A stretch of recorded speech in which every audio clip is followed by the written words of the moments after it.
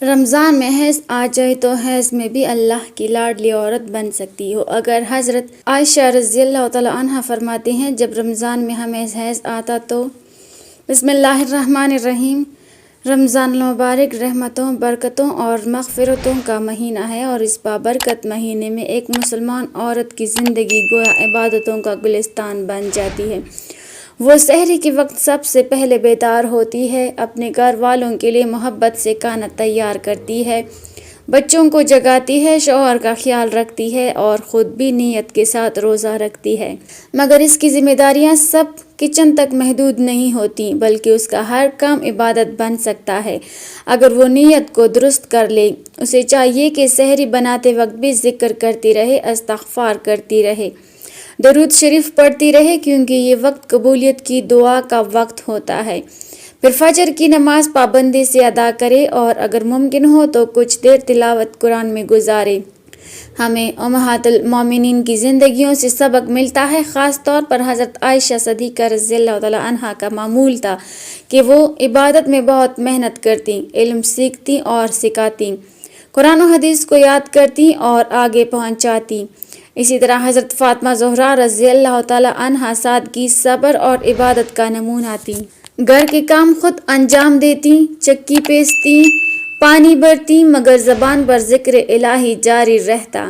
رمضان میں عورت کو چاہیے کہ وہ اپنے گھریلو کاموں کو بوجھ نہ سمجھے، بلکہ نیت کر لے کہ میں اپنے اہل خانہ کا روزہ رکھنے میں سہولت دے رہی ہوں، تو یہی خدمت اس کے لیے صدقہ بن جائے گی۔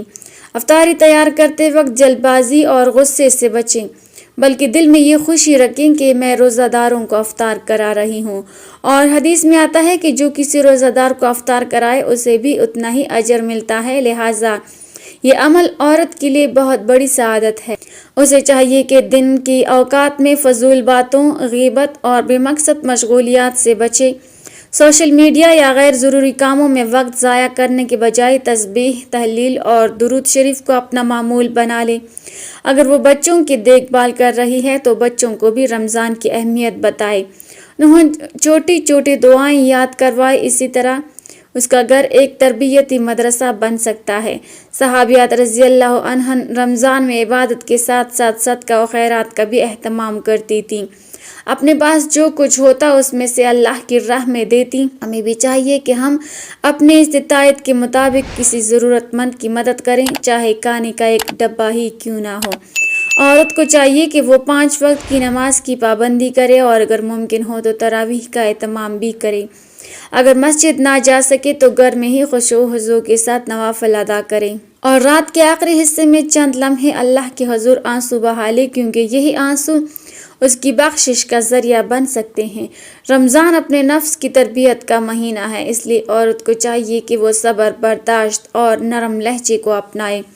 گھریلو اختلافات کو اس مہینے میں ختم کرنے کی کوشش کرے، رشتہ داروں سے صلح رحمی کرے، معاف کرنا سیکھے اور دلوں کو جوڑے، اور اس طرح اس کا رمضان صرف بھوک اور پیاس کا نام نہیں رہے گا، بلکہ روح کی پاکیزگی اور کردار کی بلندی کا ذریعہ بن جائے گا۔ یہی پہلا قدم ہے ایک مثالی رمضان کی طرف، جہاں عورت گھر کی ملکہ بھی ہے اور عبادت گزار بندی بھی، اور اگر وہ چاہے تو اپنے گھر کو جنت کا نمونہ بنا سکتی ہے۔ رمضان کے بابرکت دنوں میں جب ایک عورت سحری سے لے کر افطاری تک گھر کی ذمہ داریاں نبھاتی ہے تو اسے یہ یاد رکھنا چاہیے کہ اس کی ہر تکن اللہ کے ہاں لکھی جا رہی ہے، اور اس کی بہترین مثال ہمیں صحابیات کی زندگیوں میں ملتی ہے۔ یہ واقعہ ملتا ہے کہ حضرت فاطمہ زہرا رضی اللہ تعالی عنہا گھر کے کاموں کی مشقت سے ہاتھوں میں چھالے پڑ جانے کے باوجود صبر کرتی رہیں۔ جب کسی نے مشورہ دیا کہ آپ خدمت کے لیے خادم مانگ لیں تو انہوں نے صبر اور ذکر کو ترجیح دی، اور رسول اللہ صلی اللہ علیہ وسلم نے انہیں تسبیح فاطمہ سکھائی کہ سونے سے پہلے 34 مرتبہ اللہ اکبر، 33 مرتبہ الحمدللہ اور 33 مرتبہ سبحان اللہ پڑھ لیا کریں۔ یہ عمل ہمیں سکھاتا ہے کہ عورت کی تکن کا علاج شکایت نہیں بلکہ ذکر ہے۔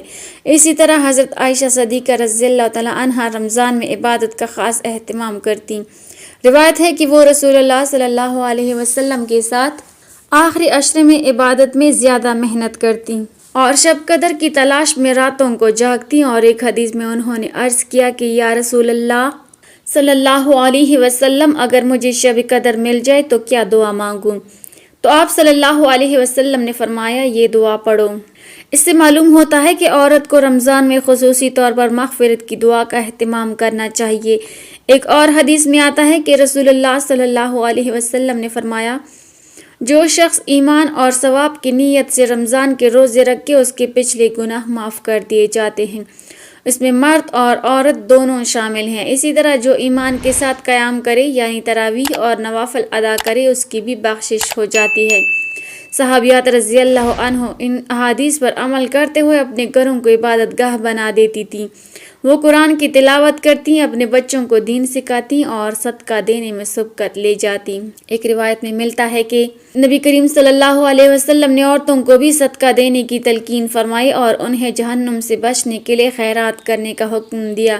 تو عورت کو چاہیے کہ وہ اپنی حیثیت کے مطابق ضرور کچھ نہ کچھ اللہ کی راہ میں دے، چاہے اپنے زیور میں سے کچھ حصہ اور چاہے کھانے کا سامان یا کسی ضرورت مند کے لیے افطاری۔ رمضان میں ایک عورت اگر اپنے گھر میں افطاری کا اہتمام کرتی ہے اور دل میں نیت کر لیتی ہے کہ یا اللہ یہ سب تیرے لیے ہے، تو اس کا کچن اس کے لیے جنت کا راستہ بن جاتا ہے۔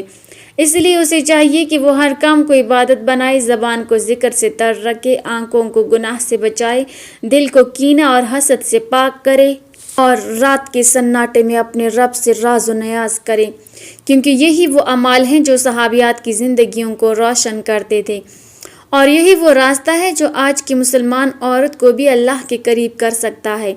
رمضان کا تیسرا پہلو جس پر ایک مومنہ عورت کو خاص توجہ دینی چاہیے وہ دل کی اصلاح اور اخلاص کی حفاظت ہے، کیونکہ بسا اوقات انسان ظاہری عبادت تو کر لیتا ہے مگر دل کی کیفیت سنوارنا بھول جاتا ہے۔ ہمیں سیرت نبوی سے یہ سبق ملتا ہے کہ عبادت کا اصل حسن نیت اور عاجزی میں ہے۔ حضرت محمد صلی اللہ علیہ وسلم رمضان میں عبادت کے ساتھ ساتھ اخلاق کو بھی سنوارتے، نرم لہجہ اختیار کرتے اور گھر والوں کے ساتھ حسن سلوک فرماتے۔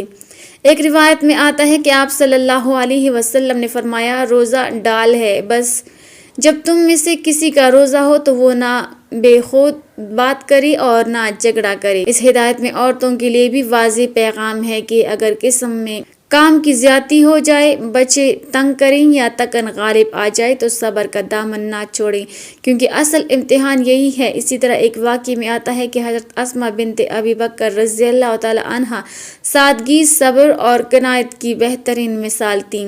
ان کے گھر کے حالات بہت سادہ تھے مگر دل میں شکر کا جذبہ ہمیشہ بلند رہتا تھا۔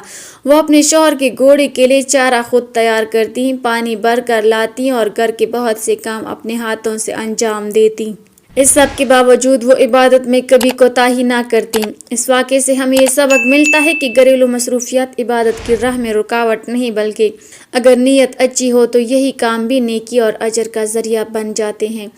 اسی طرح حضرت محمد مصطفیٰ صلی اللہ علیہ وسلم نے فرمایا کہ اللہ تمہاری صورتوں اور مال کو نہیں دیکھتا بلکہ تمہارے دلوں اور اعمال کو دیکھتا ہے۔ اس لیے انسان کو چاہیے کہ وہ اپنے دل کو حسد، دکھاوے اور مقابلے کی فضا سے پاک رکھے۔